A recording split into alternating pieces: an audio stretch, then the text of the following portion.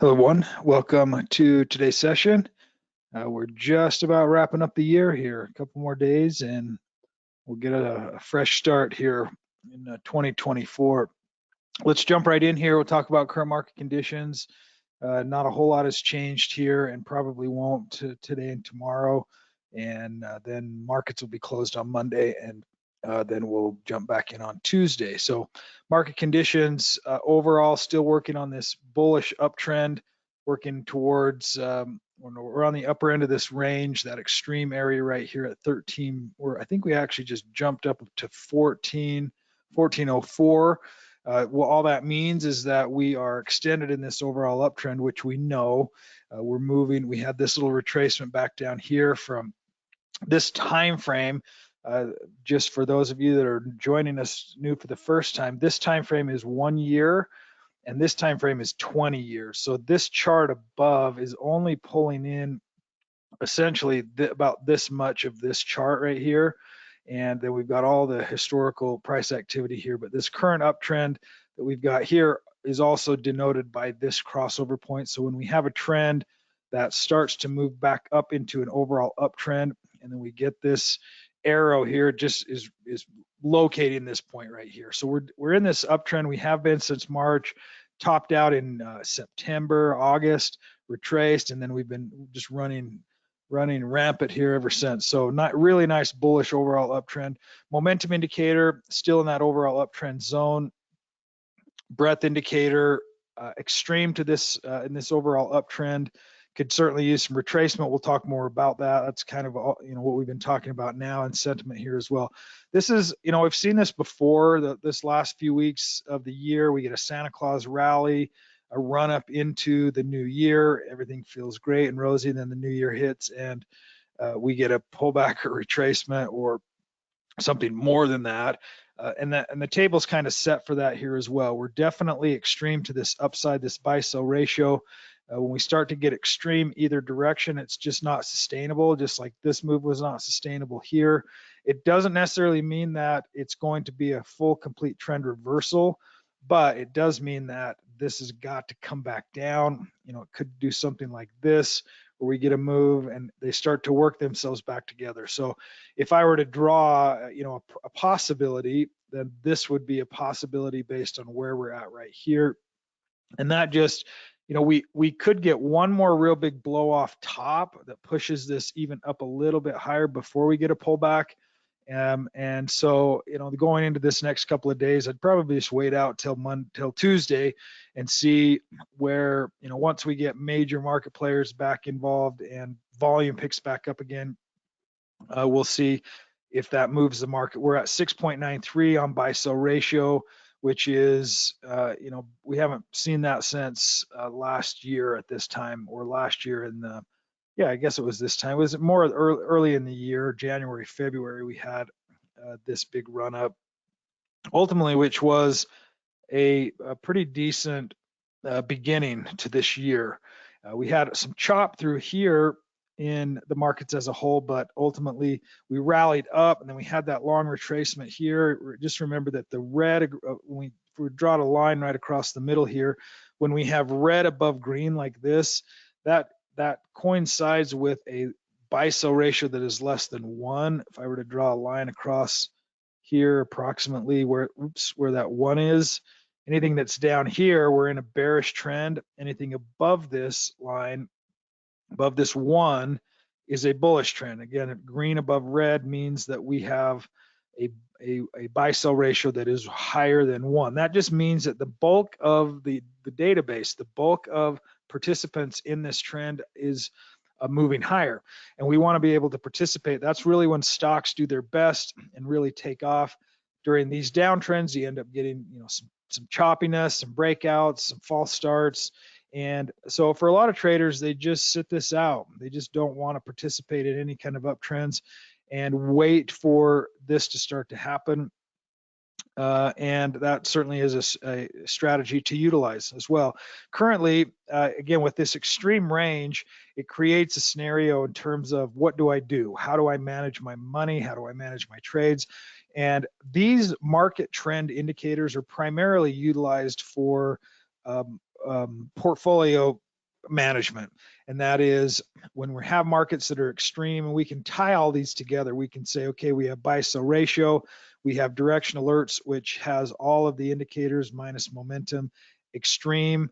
Then we can also add S&P 500 in and say, well, what's the chart on S&P 500? We'll use SPY. We're at the upper end of that range. Even this current time frame right here, let me just get rid of volume. We can see that pattern a little bit more cleanly. And then also the 1 year time frame. So we've just had a massive run up here. We're towards the upper end of the time frame. We're towards the upper end on buy-sell ratio. We're towards the upper end on all indicators.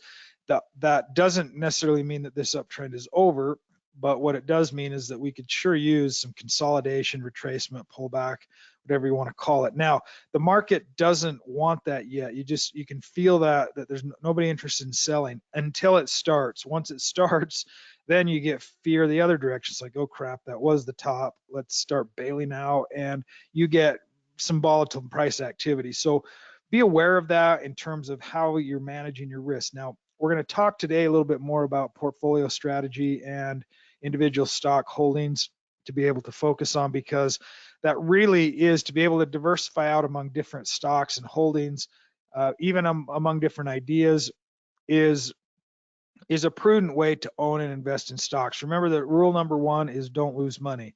That's the main rule. We don't want to lose money. We know that we're going to have volatility in stocks over time, but we never ever want to set ourselves up for a type of a move in a portfolio setting. So let's say, for example, I have $10,000 and I'm investing in stocks. I never want to have a scenario that could turn that 10,000 into 5,000 in a short amount of time. Okay, because that means we've got way too much risk. We can certainly have 1, 2, 3 trades, 4 trades, 5 trades that go very, very badly, but we never want to have that blow us out of a trading account, number one. Number two, I should say number one is that are going to overall create a massive drawdown in our portfolio. We'll talk about drawdown, but we also don't want to run into a situation that could blow up an account. Blowing up a trading account simply means losing the money. Let's say you've saved and you've got 5,000 or 10,000 in a trading account, and you decide, hey, I'm going to start trading this account, and you go in and you buy an option or a stock, and you had too big of a position and it drops by X amount, and now you're down by, let's say $2,500. Let's say 50%. You go from 10,000 to 5,000.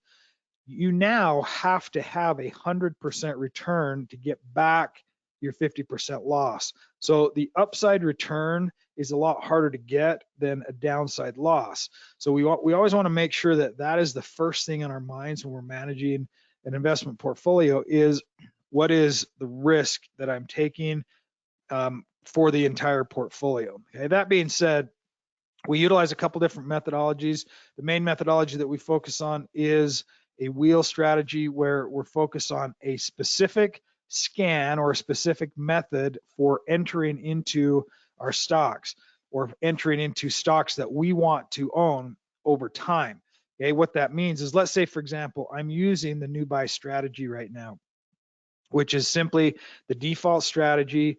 New buys, they're looking for stocks whose price is $2 or greater. It's had a hold rating the previous day and now has a buy rating. So it's moved from a hold to a buy in the last day, and it's ranked 70 or higher and has average volume of 100,000 or higher. And this is sorted now, again, that's sorted by rank, and you can see by 70. So the bottom one down here, it's pulling anything that's higher than 70. That's probably even too much, because we only ever want to buy the top anyway. It's something above 90 is what we want to be focusing on. Anything else may be getting started and may ultimately work, but we still want to be focusing on what's 90. Why? Because that's where that's where all the eyeballs are. That's where the interest is, and that's the companies that are working the best within this overall database, within this overall methodology. So whether or not I choose, now I could choose, for example, muscle minis. Same idea here. It's ranked, but you'll notice the price of those stocks are different. It's pulling in a different criteria. Stocks whose prices are between $1 and $5. It's gone from a hold to a buy in the past day, and volume is 100,000. So there's only one difference there, is that range is set. Okay, so you can use that scan. You could use a bottoms up scan or a spring loaded or something, anything different. Or again, these are just all default scans, top dividend stocks. So let's say we've got a high ranking, and you can see here, there's nothing high ranking in this list right now. So if I were to say I'm only buying stocks that have a rank of 90 or higher and have dividends and whatever other criteria, this one doesn't qualify. So that wouldn't have any trades that day. Now you can create your own, which I also suggest playing with and learning and understanding a little bit what you're looking for. So for example, let's say that I have stocks that I'm looking for some fundamental criteria as well. Okay, so this 555 has got higher volume stocks, a little higher market cap, but it's got ROE, annual EPS, last quarter EPS, and sales growth all above 5. Momentum is less than 140. Anything higher than 140, it's extreme. So I want anything less than 140. And I want stocks that have gone from hold to buy. So if those are my criteria, now I know that I'm getting stocks with sales growth, quarterly earnings per share growth, and annual earnings per share growth, and positive return on equity. Remember what each of these mean. These are really our core fundamental indicators, because what we want to focus on is we want to focus on earnings growth and sales growth. We're looking for growth, and we're looking for that growth to be happening in really across the board, but earnings per share and sales are really the biggest ones. So we go annual EPS year over year. So that's, did the company grow its earnings from last year to this year over a 12-month period of time? Did the company grow its quarterly earnings per share quarter over quarter from 3 months ago till now? Did they grow? Quarter over quarter sales. So these last sales quarter EPS and sales quarter EPS, they're more relevant to the price pattern because they're more current. It's only showing, did that company grow and how much in the last 3 months? Yes or no? Did the company's sales grow and EPS grow? Yes or no? Those are the fundamental backings of ultimately what's driving the stock price, but sometimes that's not driving the stock. So if you decide, for example, we may have a stock in this new buy list. Let's see if we can find one. We'll scroll through some. So here, this is a good example of what I do want, and that is an uptrending stock. I've got EPS growth of 600, last quarter EPS of 150. In this case, sales growth is 5. That's not spectacular, but it's growing. And you have momentum, and you have a new buy signal. So we have momentum, meaning that the stock, based on our trend profile here of the swing high, swing low, we've got a stock that is pulled back. This first line here is a 236 Fibonacci line. Fibonacci ratios are very common in utilized in proportional relationships in a lot of different areas of life. You know, proportional relationships happen all over the place in nature, in human interaction. So Fibonacci numbers and ratios work very well for proportional relationships. And what we're looking for in proportional relationships is we're looking for proportions to the current trend. So we're automatically snapping here and here. This drawing tool, which is this little box, you click on that and it'll add that drawing tool on. And then over here, I think the default doesn't have 236. I think the default is set something like that. So you click on this box, and if you want to add, and I certainly would, add 236, just check the box. 382-50618. Those are the only ones you need. There are more on there, but those are the only ones that we really utilize, because we utilize them for a couple different reasons. Number one, we're utilizing them for momentum. That is the most important, and that is the number one criteria that we want to see is a stock inside of this upper zone, which means in the time frame I'm looking at right now, we're looking at a 1-year time frame, and it's snapping from this low to this high. Then am I trading inside? Is the price trading inside of this range? Okay, and I draw this little box like this just so that you can kind of visually see what we're talking about. This line right here, and just kind of extend that up so that we have this box. This is the only piece of information that matters right now. This is all done. This is all over. We know where it's come from, but we're more interested in where is it going from here. This is the path of least resistance now. Now that it's moving higher, we want to trust the idea that it's going to continue, maybe with a little pullback and then maybe a little uptrend. but we're looking this direction. We're not looking this direction. We are looking back this direction for some support resistance areas. For example, like this 236 area, this 236, notice where it also lines up. It's not exactly, but there's some price activity here. There's some here. If I were to go out a couple years, it might even connect back over here. It's not as, pardon me, it's not as important as it is in real time in current information. You can see it actually pulls off support and moves higher. That's what we want to see. Any stock that's in that upper momentum zone bounces off of that 236 and then starts the march higher. Great.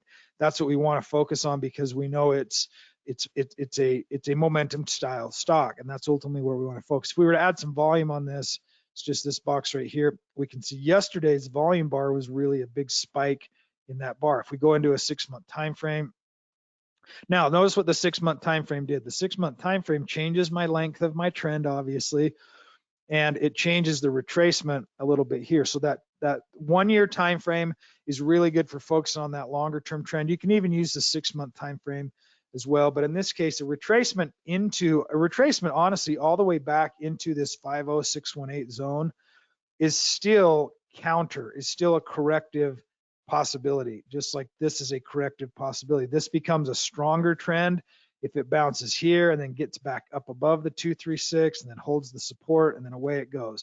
That adds to your confirmation that you're on the right side of the trend direction. We're moving the right direction. And then we get some additional volume. You can see that's just, that's larger money coming into the trade. And that's what we also want to be able to see. So we've got a high ranking stock. It's above 90, ideally even above 95. And this works out great. We got a new buy signal and confirmation with volume. Don't always have to have confirmation with volume. Don't always have to have confirmation with fundamentals either, because there's going to be times where we get a stock that maybe their fundamentals are not great. Even last quarter, TAST 214%, or excuse me, year over year, but the last quarter their earnings per share was down. So a little bit of a hiccup there in earnings, but we're still focused on price momentum. All we really want to know with some of those fundamental numbers are, is it a growth? Is the company growing? And is it making money? Oftentimes, though, the price will still move because there's a perception. It's perceived that it will make money, or it has made money, and it may continue to make money. Okay, and you're getting these big gaps in. This is probably an earnings announcement. So is this one. So the market is still okay with whatever these earnings are doing. So the filtering process for finding something with fundamentals can just add to your own suitability to say, I only want stocks that have a market cap of $1 billion or higher. So we're dealing with, large cap stocks or even mid cap stocks. Okay, those are bigger S&P type company names. Then we adjust our market cap. We move it higher. If we want something that's trading a lot of volume, so we know there's plenty of liquidity and there's not going to be a chance for a real big volume direction one way or the other that might impact the stock, we can add that as well. If we're just focused on price activity for the most part and a few basics, then this screen works great. And it's designed to do that. It's designed to be pretty broad-based, so that you could scroll through this list and say, oh, okay, I haven't seen a CELH in a while. This stock had a really nice year last year, and then it's just kind of been consolidating. Now it's got a new buy signal, so maybe there's something interesting here.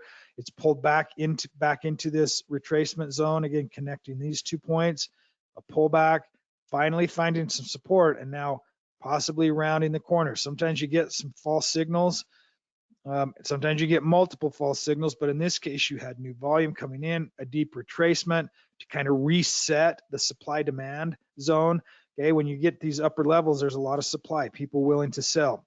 At some point, there's not going to be anybody left to sell, and that creates new demand. And when you start to see a support area holding, and then bam, starting to move back up, then I would be interested in that, because I know that this is a good company, fundamentally sound, great company.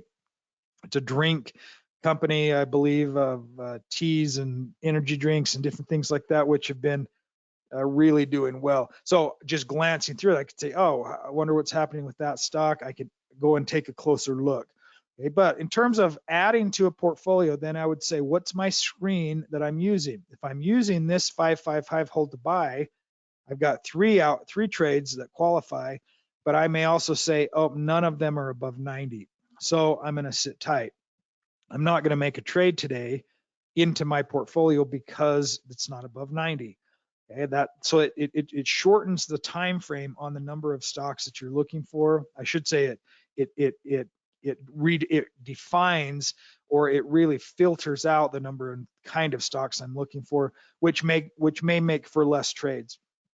So in this case, we're primarily focused on momentum, and that is this new buy strategy, utilizing the wheel strategy, where we're managing this as stocks are continually moving higher.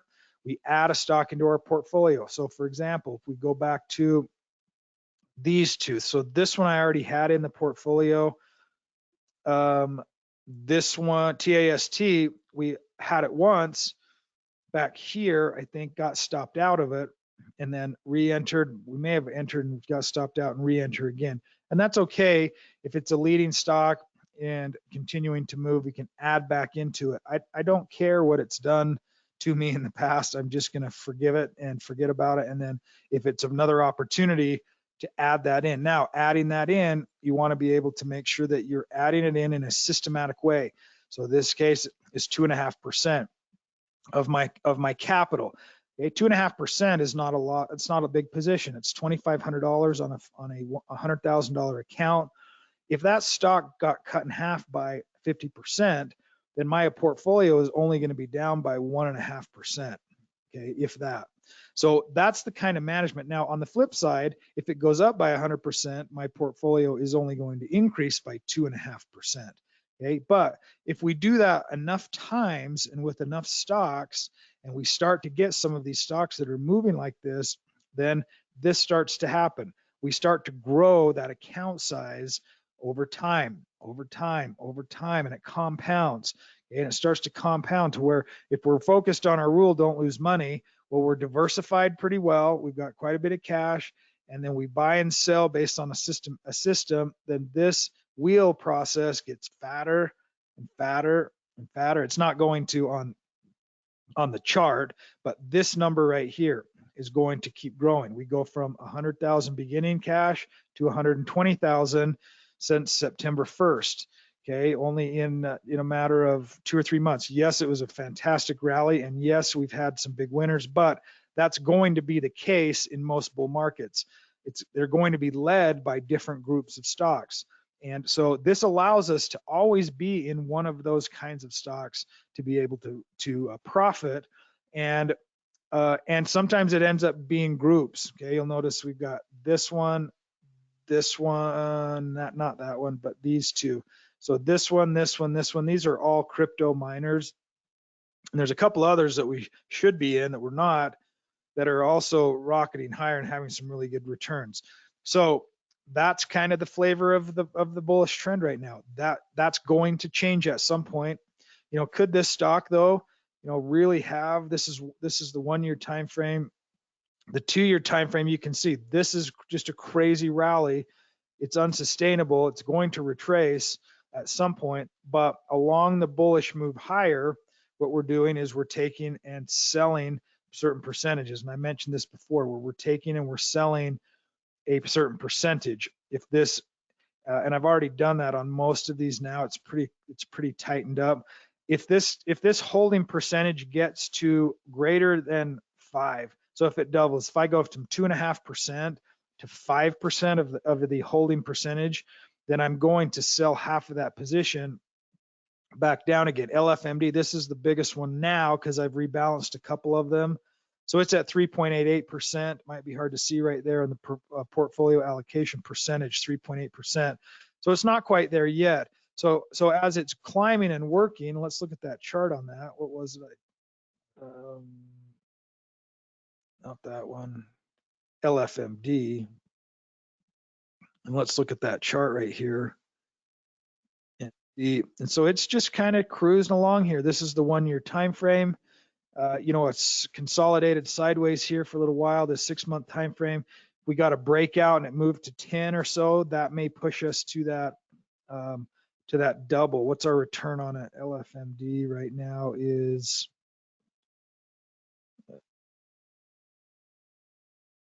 right here. I actually think I think I have a larger holding on this because it's more, it's actually got a larger number of shares, because that's not making sense right there. So in some cases we can, as I'm adding into new positions, we can add in a larger position or less. I need to readjust that one there. Okay, so as we're looking for exiting or managing or rebalancing the portfolio, that's one of the ways to be able to do that as well. The entry process, it can be the same process in any market environment. So we're looking for those stocks. So these are some of the ones to be watching for. And as always, keep your eye on the muscle stocks group. These are stocks that really are just they're just lots of momentum behind them. For example, Carvana, CVNA, it's pulling back to this 236 zone. This is what we want to see on a stock that gets extreme. It rallies up, it moves all the way sharply to extreme, and then it starts to pull back like this. And that first stop, you can see even over here, is going to be that 236. If it holds that area, in this case, you can see 1, 2, 3 days and a little bit of a bullish confirmation here on this stock. There's some interest, there's some demand right here for that stock. Those pullbacks don't last very long. So in fact, let's look to see where the momentum turned out.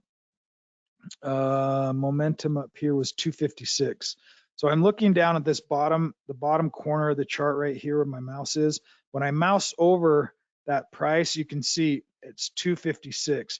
256 is way up to the edge of there. So once I hit my extreme range, that can also be an indication. It's like, okay, maybe I do sell a portion into that extreme zone.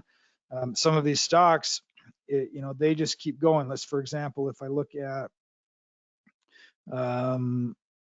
CLSK, this one yesterday, it had a big move up. It's kind of pausing today, but it was already, it's not quite extreme.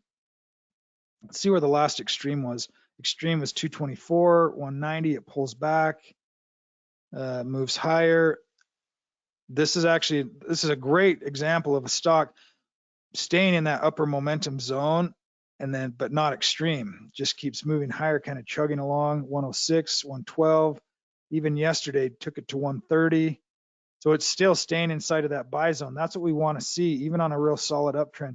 The ones that spike real high up to that extreme, they often pull back. So good example here. It feels, you know, we looked at that chart, it was straight up, and yes, it was, but we also want to consider where we're at. This is our, you know, this is what we're looking at. We're not focused on this anymore. We're focused on this. What's happening from here? Are we going to continue higher? Are we going to retrace? We should have a stop loss on some of the shares or all of the shares at least below that 236 location to be able to prevent a big slide. Because sometimes these will give, you know, I've seen them give back almost everything, 50% on a massive slide. Once everybody decides they want to start taking profits on a stock like this, it can happen in a day. So these are, that's part of taking advantage of the stock. It's given us some nice returns. If we sell off a portion of that and rebalance the portfolio and move that money over to cash, we just say thank you very much for providing that cash for either cash or for additional trade opportunities that may be coming up. That's a rebalancing approach, very easy to do and very mechanized process to be able to make those kind of adjustments. I'm going to end on that note. Everybody have a fantastic weekend and a fantastic new year, and we'll see you back on Tuesday. Thanks again. Bye now.